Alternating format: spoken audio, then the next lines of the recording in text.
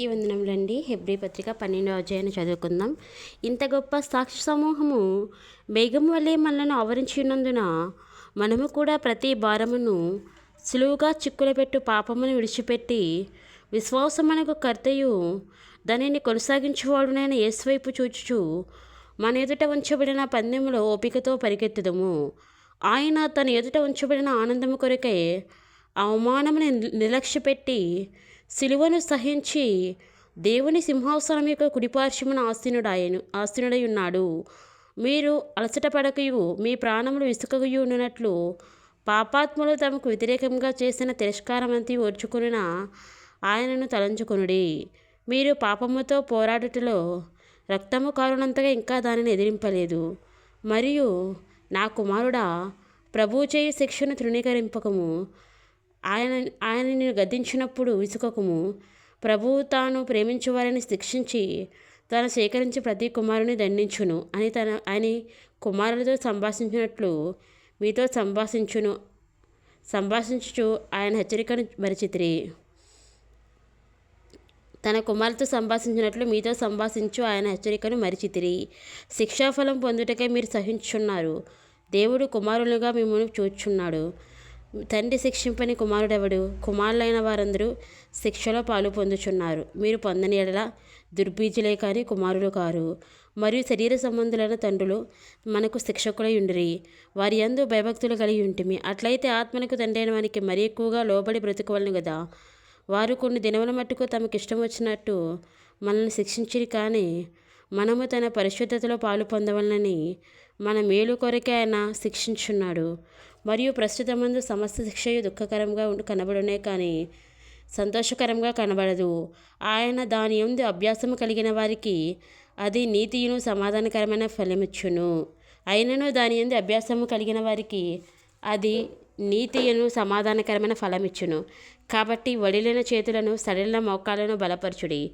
మరియు కుంటికాలు వెనకక బాగుపడు నిమిత్తము మీ పాదములకు మార్గములను సరళం చేసుకొనుడి. అందరితో సమాధానమును పరిశుద్ధతయు కలిగి ఉండటకు ప్రయత్నించుడి.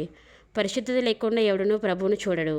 మీలో ఎవడైనాను దేవుని కృపను పొందకుండా తప్పిపోవునేమో అనియు చేదైన వీరు ఏదైనాను మొలిచి కలవరపరచుట వలన అనేకులు అపవిత్రులై పోదురేమో అనియు ఒక్క పూట కూటి కొరకు తన జ్యేష్ఠత్వ హక్కును అమ్మివేసిన ఏసావు వంటి భ్రష్టుడైనను వ్యభిచారి అయినను ఉండునేమో అనియు జాగ్రత్తగా చూచుకునుడి. ఏసావు ఆ తరువాత ఆశీర్వాదం పొందగోరి కన్నీళ్లు విడిచుచు దానికోసం శ్రద్ధతో వెదికినను మారు మనసు పొందిన అవకాశం దొరకక విసర్జింపబడినని మీరు ఎరుగుదురు.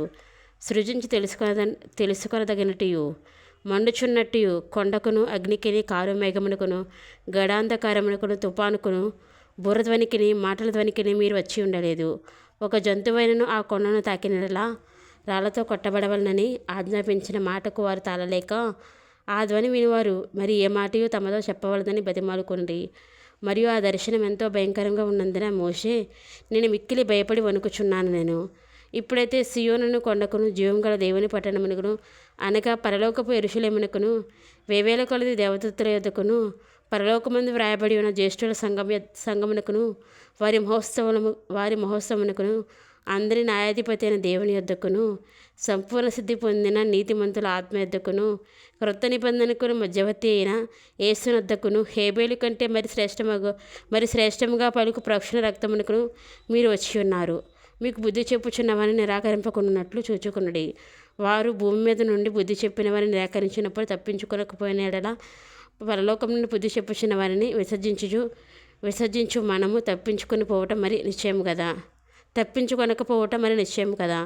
అప్పుడు ఆయన శబ్దం భూమిని చలింపచేసను, కానీ ఇప్పుడు నేను ఇంకొకసారి భూమిని మాత్రమే కాక ఆకాశముని కూడా కంపింపచేతును అని మాట ఇచ్చున్నాడు. ఇంకొకసారి ఆయన మాట చలింపచేయబడినవి నిలకడగా ఉండు నిమిత్తము అవి సృజింపబడి ఉన్నట్టు చలింపచేయబడినవి బుద్ధిగా తీసివేయబడినను అర్థమిచ్చుచున్నది. అందువలన మనము నిశ్చలమైన రాజ్యమును పొంది దైవకృప కలిగి ఉందుము. ఆ కృప కలిగి వినయభక్తులతో దేవునికి ప్రీతికరమైన సేవ చేయదుము. ఏలైనగా మన దేవుడు దహించు అగ్ని ఉన్నాడు. ఆమెన్. స్తోత్రం తండ్రి, స్తోత్రం ప్రభా. నాయన వాక్యం ప్రభా మా హృదయం ఫలించడానికి, వాక్యం క్రియ జరగడానికి వాక్యానుసారంగా మా జీవితాలు కట్టబడడానికి సహాయం దయచేతండి. అయ్యా తండ్రి యొక్క హెబ్రీ పత్రిక 12వ అధ్యాయం ద్వారా మీరు మాతో మాట్లాడారు ప్రభా. అందుని బట్టి మీకే స్తోత్రాలు ప్రభా. మంచి నెలలు ఫలించిన విత్తనం వలె ప్రభా తండ్రి ఈరోజు మేము చదువుకున్న వాక్యం ప్రభా మా హృదయం మీద ఫలించే అభివృద్ధి చెందడానికి సహాయం దయచేతండి. ఏస్తునామంలో వేడుకుంటున్నాము తండ్రి. ఆమెన్. ఆమెన్.